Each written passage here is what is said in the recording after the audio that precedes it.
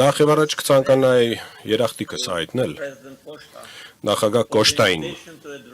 հրավերի համար հանդես գալու ԵՔ 8-րդ գագաթնաժողովին։ Նախագահ Կոշտայի այցելության ընթացքում Ադրբեջան ավելի քիչ քան 8 ամիս առաջ, 2 ամիս առաջ ներողություն մենք քննարկեցինք մասնակցությունը գագաթնաժողովին եւ համաձայնեցինք, որ ես կմիանամ տեսաձայնային կապով։ Ես կցանկանայի նաեւ իրազեկել լսարանին, որ հանդիպմանս ժամանակ նախագահ Կոշտայի եւ նախագահ ֆոն դեր Լայենի հետ Տիրանայում ինձ խնդրեցին կազմակերպել այս գործընթացը այնպես, որ մայիսի 22-ը Մայիսի 22-ին խնդրեցին այնպես անել, որ ես մասնակցեմ Երևանում այս գագաթնաժողովին եւ ես 28 թվականի մայիսին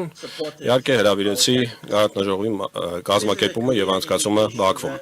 Եվ Հայաստանը դրան նույնպես աջակցեց։ Սա հստակ ցույցում է, որ իրողությունը Հայաստանի եւ Ադրբեջանի միջև իրողություն է։ Մենք ավելի քան 9 ամիս խաղ ապրում ենք արդեն եւ սովորում ենք ապրել խաղաղության մեջ։ Անցած տարվա օգոստոսին Սպիտակ տանը Վաշինգտոնում Հայաստանն ու Ադրբեջանը ստորագրեցին ընդհանուր հռչակագիր։ Նախագահ Տրամպը դա նույնպես ստորագրեց որպես վկա։ Հայաստանի եւ Ադրբեջանի արտաքին գործերի նախարարները նախաստորագրեցին այս համաձայնագրի տեքստը եւ մեզ համար եւ վստահ եմ մեր հայ գործընկերների համար խաղաղությունն արդեն իրականություն է։ Այդ փաստից հետո Ադրբեջանը միակողմանիորեն հանեց բոլոր տարանցման սահմանափակումները, որոնք դրված էին դեռ 90-ականների սկզբին, այդ պայից ի վեր մի քանի հազար տոննա բեռ հասել է Հայաստան Ադրբեջանի տարածքով, Ադրբեջանը ել ավելի առաջ գնալով սկսել է մատակարարել մեր նավթամթերքը, մասնավորապես բենզինը եւ դիզելը, առաջին անգամ դեպի Հայաստան։ Համապատասխանաբար ստեղծելով հենք մեր առևտրային հարաբերությունների համար։ Մի քանի հազար տոննա նավթամթերք արդեն արտահանվել է դեպի Հայաստան։ Եվս մեկ ձեռքբերում խաղաղության այս օրակարգի ներքո դա փոխկապակցվածությունն է, Տրամպի ճանապարհը բարգավաճման եւ խաղաղության անցնելու է Հայաստանով դեպի Նախիջևան եւ դառնալու է Միջին Միջանցքի մի մաս։ Եվ Հայաստանը եւ Ադրբեջանը արդեն տեսնում են խաղաղության պրակտիկ օգուտները։ Այս հնարավորությունից օգտվելով ես կցանկանայի երախտիկս հայտնել Եվրահանձնաժողովին վերջինիս դիրքորոշման համար Հայաստան-Ադրբեջան խաղաղության գործընթացի նկատմամբ։ Ցավոք սրտի ոչ բոլոր եվրոպական կառույցներն են ցուցադրել նույն մոտեցումը։ Նրանցից մեկը Եվրոպական խորհրդարանն է եւ մյուսը Եվրախորհրդի խորհրդարանական վեաժողովը։ Ադրբեջանը Եվրախորհրդի անդամ է 2001 թվականի հունվարից, իդեպ որպես ադրբեջանական պատվիրակության ղեկավար այդ ժամանակ որպես խորհրդարանական ես հանդիսանում էի ՊԱՍԵ-ի ակտիվ անդամներից մեկը։ Մեր պատվիրակությունը երբեք որևէ սահմանափակումների տակ չի եղել Եվրախորհրդի կողմից մինչև 24 թվականի հունվար,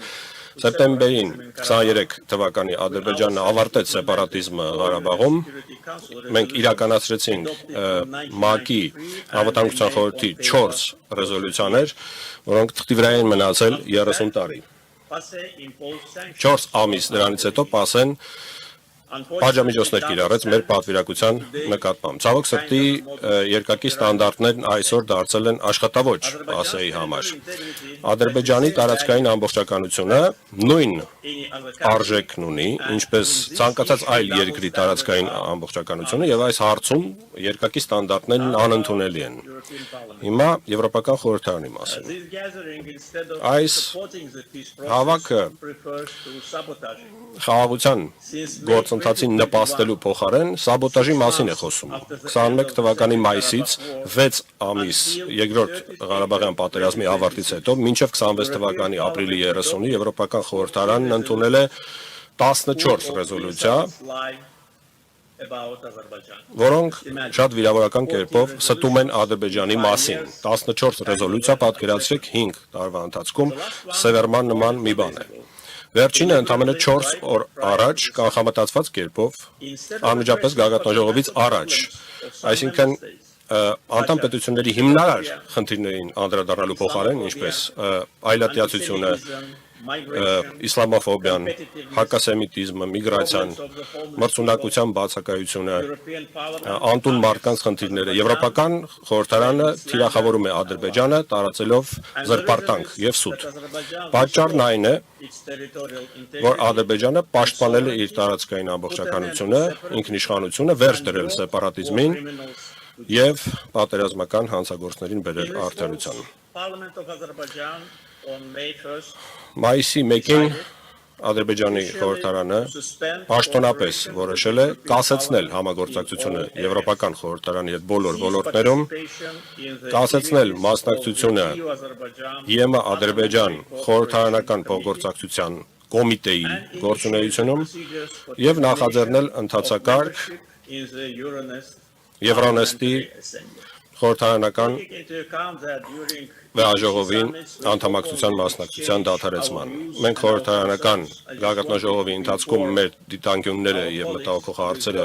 բացահայտ կերպով արտահայտել ենք, ես պարզապես որոշել էի գործընկերներիս իրազեկել այս ուղղությամբ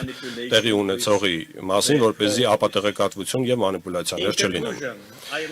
Ավարտելով, թույլ տվեք շնորհակալություն հայտնել եւ շնորհավորել վարչապետ Փաշինյանին Հայաստանում